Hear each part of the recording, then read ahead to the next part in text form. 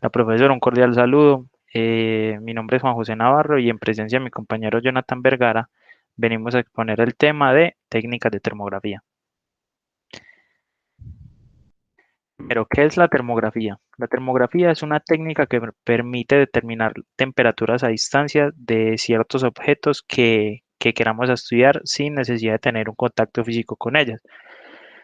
La termografía permite captar la radiación infrarroja del espectro electromagnético utilizando cámaras térmicas o de termovisión, conociendo ciertos valores, ciertos datos, como son las condiciones del entorno, la humedad o la temperatura del aire, distancia de objeto termografiado, temperatura reflejada, radiación incidente y de las características de las superficies termografiadas, como la emisividad, que se pueden convertir la energía radiada detectada por la cámara termográfica en reales valores de temperatura.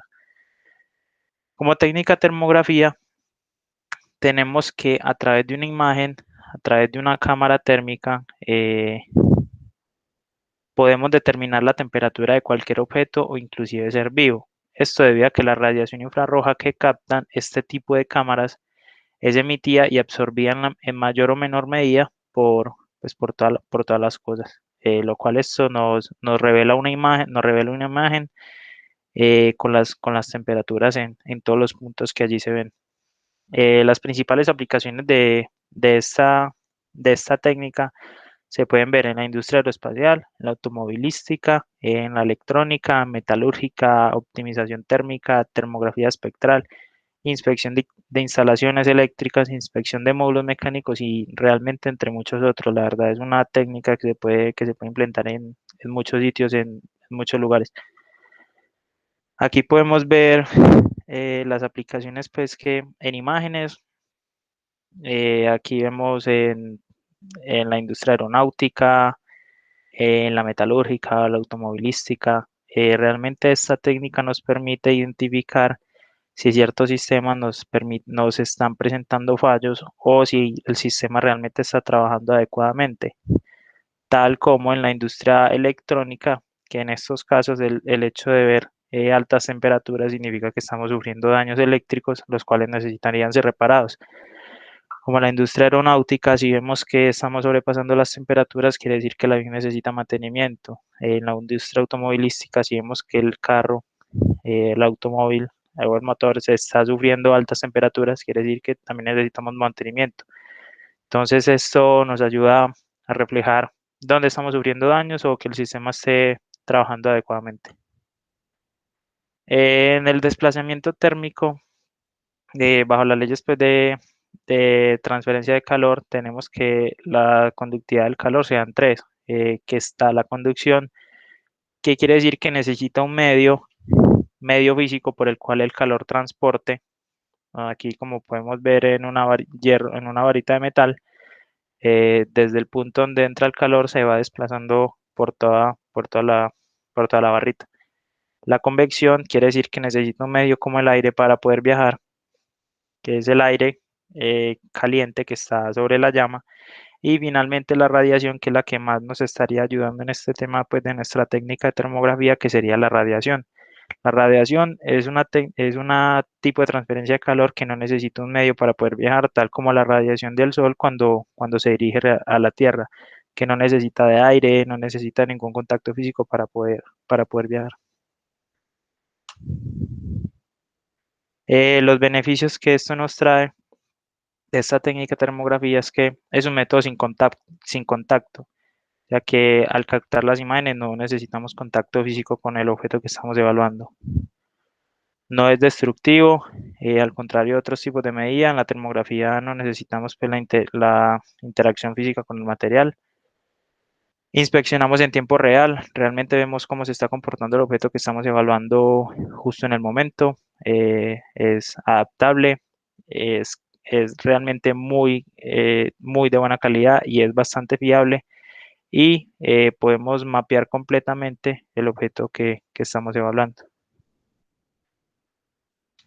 El espectro electromagnético se puede organizar de acuerdo con la frecuencia correspondiente de las ondas que lo integran o análogamente de acuerdo con las longitudes de onda. Así que en el espectro electromagnético tenemos dos extremos un extremo donde vamos a encontrar las ondas que se agrupan, que son de frecuencias bajas y longitudes de onda más largas, como por ejemplo podría ser las que son percibibles al oído humano. Y al otro extremo del espectro podemos encontrar todas aquellas ondas que se agrupan, que son más cortas y de mayor frecuencia en Hertz, como las que son pertenecientes a las radiaciones gamma y los rayos cósmicos. Para entender mejor esto, vamos a ver una pequeña imagen donde lo explicaré un poquito mejor. Bueno, entonces en lo que les estaba explicando anteriormente, en el espectro electromagnético, tiene como varias características. Entonces, por decir, tenemos aquí una pregunta que nos dice, ¿penetra la atmósfera terrestre? Entonces, de acuerdo a la longitud de onda que tengamos y a la frecuencia, pues esto va a ser un sí o un no. En este caso, por decir la longitud de onda de un radio, pues sí nos penetra la atmósfera terrestre, pero si ya nos vamos a la de un microondas, a la de un infrarrojo, pues en este caso no sería. Y si nos vamos desde la parte de la luz ultravioleta hacia los rayos X y los rayos gamma, pues tampoco nos penetraría pues la atmósfera terrestre. Entonces, ¿a qué vamos? En este caso, aquí podemos visualizar la longitud de onda en metros de diferentes tipos de ondas. En este caso, por decir el radio, que es 10 a la 3 metros, pues podemos visualizar una longitud de onda mucho mayor. Después nos sigue el microondas y vamos a ver que entre más nos vamos dirigiendo hacia la parte derecha, vamos a encontrar lo que son el extremo de longitudes de frecuencias más cortas y longitudes de ondas más cortas. Entonces aquí podemos apreciar cómo la longitud de onda cada vez se va volviendo más pequeña, entonces por lo cual la frecuencia nos va aumentando.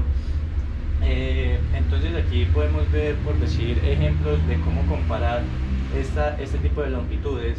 Entonces, en el caso del radio, pues podemos ver que son frecuencias que pueden ser de tamaños de edificios, de microondas pueden ser de tamaños de humanos, un infrarrojo puede tener ondas del tamaño más o menos de una abeja y así sucesivamente hasta llegar a los rayos gamma, que el tamaño podría ser de un núcleo atómico.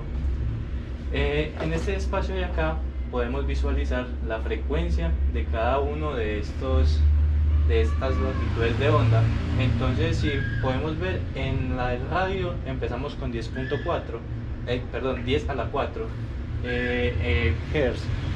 Y si nos vamos más hacia la derecha, podemos ver que los rayos gamma es 10 a la 20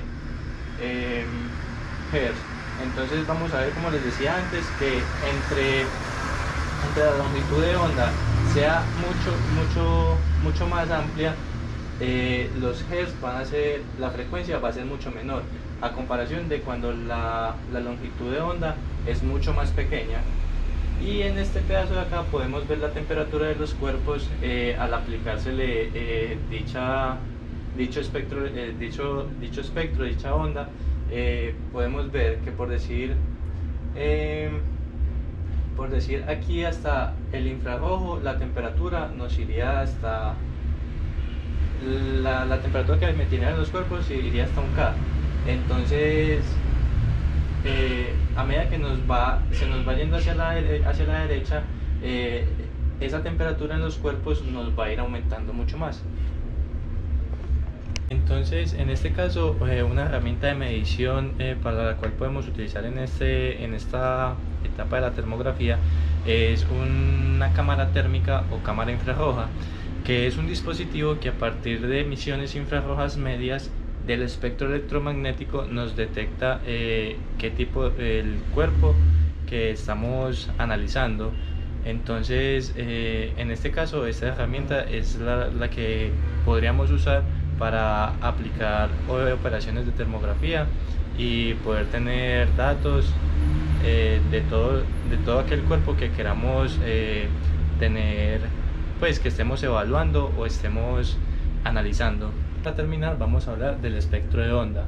Entonces, podemos partir de que todo objeto a una temperatura superior al cero absoluto, que en este caso el cero absoluto sería el 0 Kelvin, que en grados centígrados serían menos 273.15 grados centígrados, emite una radiación infrarroja, que en este caso esta radiación se llama radiación IR, por lo cual el ojo humano no puede ver esa radiación, ya que pues para el ojo humano no es perceptible este tipo de longitud de onda. En cambio que para la cámara termográfica sí es perceptible, debido al componente como tal de la cámara, al detector infrarrojo, ya que este es sensible a la radiación infrarroja. Debido a esto, la intensidad de la radiación infrarroja de la cámara nos permite determinar la temperatura de la superficie del objeto y la hace visible ya ahora sí al ojo humano mediante una imagen térmica. A todo este proceso como tal se le llama termografía. Entonces, pues en otras palabras, es como el medio que se usa o el aparato que se usa para definir las características o cualidades de un objeto para que sean perceptibles al ojo humano, ya que si nos vamos a determinar longitudes de onda, pues a la apreciación del ojo humano no sería perceptible.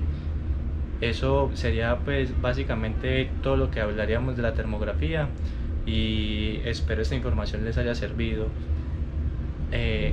Muchas gracias y hasta luego.